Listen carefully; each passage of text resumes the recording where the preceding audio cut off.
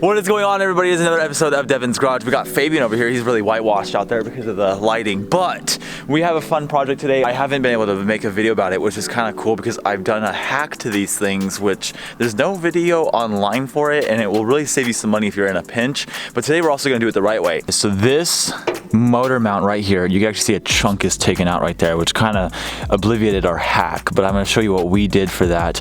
But the good news, we also have a new one to put on, so we're going to fix it the right way. We got this thing for like, I think 40 bucks or something, I can't remember, but yeah, we're going to be changing that out. I'm going to show you what we do. We're going to be using a jack. We're going to be jacking up part of the motor to support the weight, and then we're going to be taking off this dude in the back, the two little guys here, and then these two and the ones down there to get them out. But we'll walk you through that, of course, because that's what we do here. While I do that, I'm going to show you a little thing that I've done to make my mom's Civic, because she has this exact same car but in a lot nicer form, and I'll show you guys what we did for that one, and it has worked so far. This one's a little too far gone to be able to have that remedy help it, but basically if you ever feel this vibrating, check this mount, and if this bottom piece, there's this little bottom let me try to lighten you guys up a little bit better. You see that right there? That rests on the mount. If that is resting on the mount, that's why you're getting that vibration, that especially when you go to slow down, even in automatic, it'll really vibrate when it downshifts.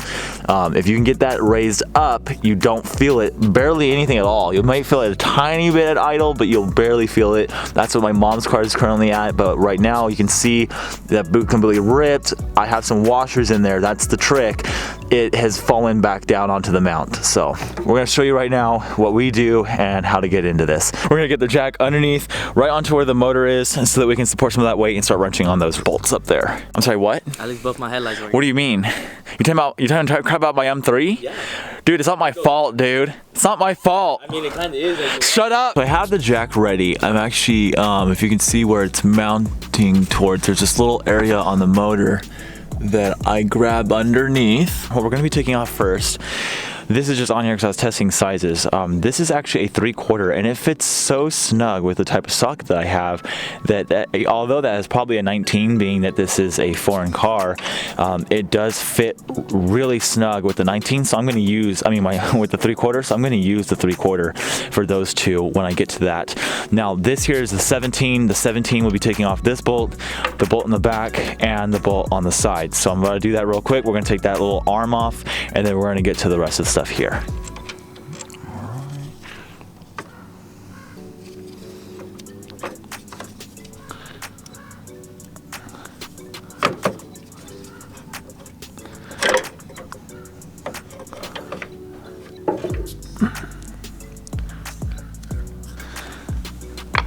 Now you can see the mount is right down there. It's chilling by itself there. What I'm actually going to do, even though I could raise it up right now because there's only a little kind of like a cone piece that bolt goes into, I'm going to take that bolt out.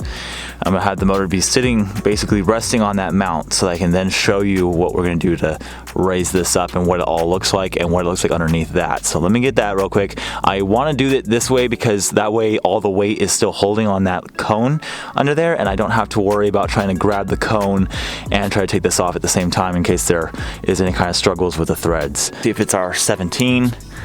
It should be. Yeah, it is. Put this one over here. Okay guys, so let me get this jacked up. I'm going to show you what we did underneath here. This is up in the air. Don't put your fingers under there just in case something happens with the jack. You don't want to get smashed. So right now though, I'm going to show you just real quick that we have that spacing. What there is in here, there's this little piece. Let me first get one of the washers out. So this is what the hack is. I'm going to show you outside of the car what we do with the hack to make this work. Should be another washer. Oh wow, we did 3 washers on this one. Oh, threw one down. Okay. This here is the piece that sits in that cup. And this just sits down in that little cup. I don't know if it's actually glued in or attached by somehow, but it definitely does sit inside that cup down there. And that's where it threads in. You have to kind of grind down this little locket a little bit. See how we did that, just like that. So what you do is when you start to notice, when you first open up, and maybe you have a tiny crack on this little boot, but this bottom piece is sitting all the way down on there. Check that first if you're getting vibration problems, because if so, you can jack this up just like we did. Just take off those bolts that we did, those 3, and then the 1 right here, and then you go in here, you take this little piece out, you can shave that down, you get 2 half-inch washers, fender washers here, and you put those on top to where you can see through there, right? And then when you put this, you put it back in there, and then when you drop this back down on top of this, it gives you the gap. And I have that done in my mom's car now for about, I probably would say 8-9 months, and it has worked flawlessly. So definitely do that if you want to do a cheap quick fix and you just want to be able to where it's not vibrating and get that little edge up from the bottom, and just that way you can prepare to buy a new actual mount in case you have to order one or something and you just want to do it in the meantime. That's what you're going to do. Now for what we're going to do right now for us, there's a little ground strap right here. It's probably going to be either an 8 or a 10. We're going to take that ground strap off. Then we're going to take off these 2 mounting 3/4. They could be 19s, but I have a 3/4 that fits it, and I don't have a 19 on me to check it for you, so I apologize. I have half my tools at another location and I have half my tools here, so we're doing with what we have and there's no slippage, so we're going to do that.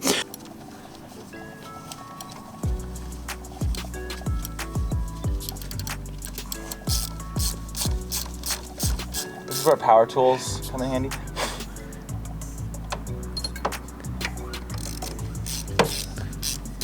Yeah, just in my car, no worries. Okay. Oh, that's what you get. That's what you get. Wow. Grounding strap is a tan. Microphone can't pick me up from behind it. It can pick me up. It can pick you up? Wait, what? It can pick you up? Yeah, it can lift me. That's cool. Lift you up to like when you're feeling down? Yeah. That's nice. I'm glad I can do that. When I'm fighting demons at 3 a.m. Okay, you guys ready? Magic. Oh! How did oil get into there, my dude? Holy sh! Wow. Now you know you do with this, guys. You throw it at your friends. Just kidding. Throw your camera. What? Oh. We gotta get all the way down there to these bolts. Let me show you. Come over here. Look at this. So here's this one. We gotta take these 2 out. And we also gotta take this top piece off because we don't have a replacement for that. So it's right there. The top ones look smaller.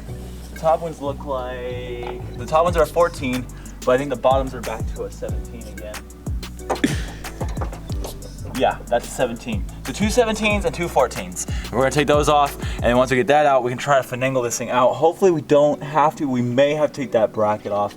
We might even just do that. So this bracket up here should still be a 14 as well that holds that piece on. It's very hard to see down there. So this bracket right there, those are the 2 14s. If you look down here, you're gonna see there's kind of no room to slide this thing forward to get it out, but we will try.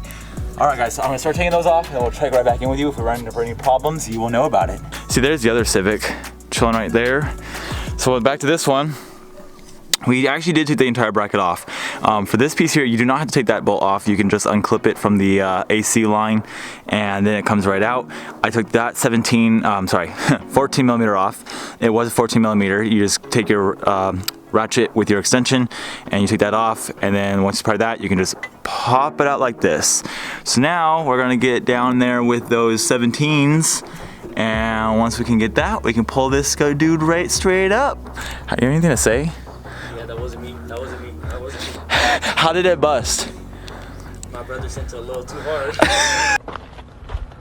I fucking sent her too hard, boys. God damn.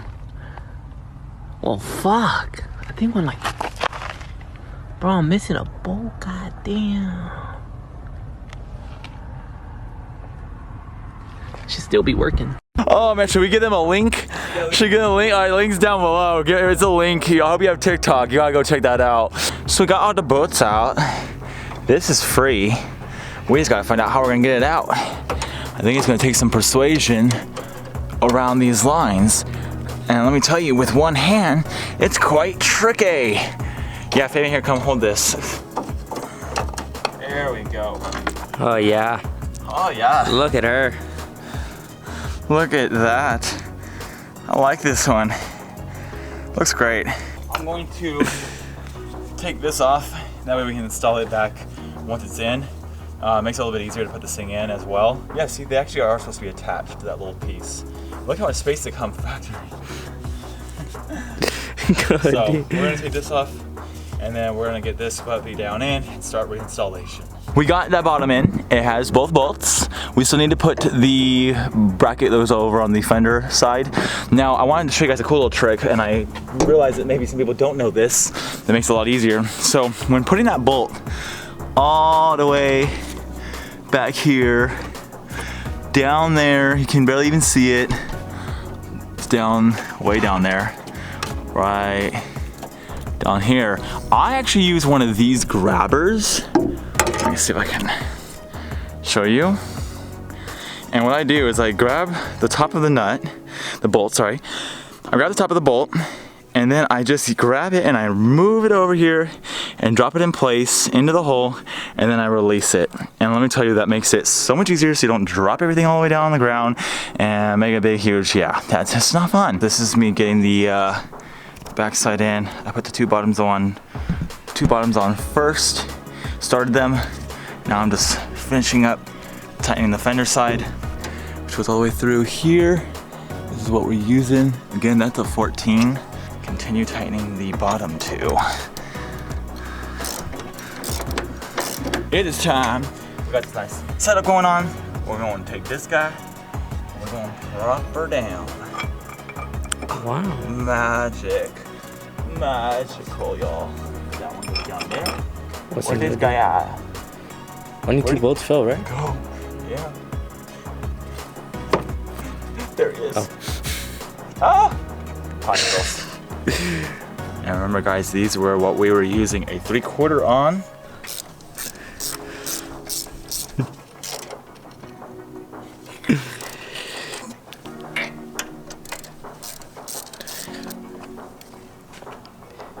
Nudge it like a nugget. Oh yeah, I can do that. Perfect. The wind of the dowel. You viewing that? There's threads, nice and locked on. Sweet. Now we're gonna get our bolt that they supplied us. This was a 18. Throw it in there. It could be different. It could be the exact still same as the 17. I'm just helping ease the threads, guys. That's why I still have the screwdriver in there. I don't want to be just rubbing threads into the aluminum the whole way down. Perfect. Put this pupper in. So it goes in like this, and then it slides on back. And it's a little tricky to nudge it in there, but once you get it, it's a little tight fit back there. There we go. Oh, it's so tight. Okay. No, that's not what she said. Ah. Okay, so put the one in the back first, and it goes in pretty loose. Forgot to put our ground strip on. That little dude right there. Little dude. Super little. Little B dude. Nicely and lightly, because that's aluminum, y'all. Okay. That's freaking WD-40 in here, man. And we gotta throw this one on top. This little nugget. It's a little kid. Just a little nugget. Alright. We know our other 17. And it's literally right above the damn AC line, so.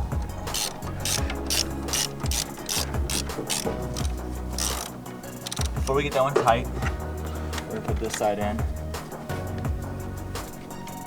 Goes in all nice and easy. Can y'all see that? Yes, sir. And put her over here. Dog. Oh, he's playing. And now we gotta tighten the one in the back. You guys forgot about that one, didn't you? Never. Yeah. Nice new mountain. Look at all the space we have under there, you guys. Tons of space underneath that thing. Take that out, overexpose the camera. And then he can now start this puppy up and try it out. Is it smooth? What the? It's smooth. Bro, that shit was way smoother. Usually it goes and then it turns on. So it feels like air? Yeah. Cadillac? What? Like a Cadillac. I've never been in a Cadillac. Oh, damn. Never mind. I'm sorry, I'm not rich. I'm not rich. Never mind. I've only been a Honda boy my entire life. Alright guys, so there you have it. We were able to take that whole mount out. We showed you a hack that you can do as well, and we're gonna have it all change out now. It runs smooth, and you kinda and you understand a little bit about why it even goes bad and what the whole issue is behind why it vibrates so much. So if you're getting a vibrating from your Honda Civic from these years, if it is that and it's sitting down on there, now you know a different way you can do it. You gotta replace the whole thing or just put the little hack in there. I hope you enjoyed that video. I cannot wait to bring you more videos, hopefully not more Hondas. And with that being said, thank you so much for watching. Thanks!